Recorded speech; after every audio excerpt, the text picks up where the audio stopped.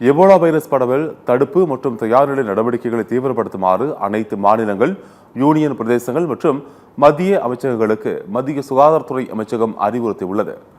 மத்திய கிழக்கு ஆப்பிரிக்காவில் அமைந்துள்ள நாடு காங்கோவில் எபோலா வைரஸ் நோய் தீவிரமாக பரவி வருகிறது. இந்த தொற்றுக்கு இதுவரை 140க்கும் அதிகமானோர் உயிரிழந்துள்ளனர். எபோலா வைரஸ் வேகமாக பரவி வரும் நிலையில் இந்தியாவில் நோய் தடுப்பு மற்றும் தயார்நிலை நடவடிக்கைகளை தீவிரப்படுத்துமாறு அனைத்து மாநிலங்கள், யூனியன் பிரதேசங்கள் மற்றும் மத்திய அமைச்சகங்களுக்கு மத்திய சுகாதாரத்துறை அமைச்சகம் அறிவுறுத்தியுள்ளது.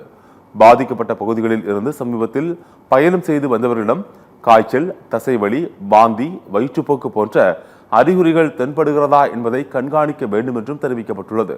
மேலும் எபோலா சிகிச்சைக்காக பிரத்யேக தனி வார்டுகள், பிரத்யேக ஆம்புலன்ஸ்கள் மற்றும் பயிற்சி பெற்ற மருத்துவ பணியாளர்களை தயார் நிலையில் வைத்திருக்க வேண்டும் என்றும் உத்தரவிடப்பட்டுள்ளது.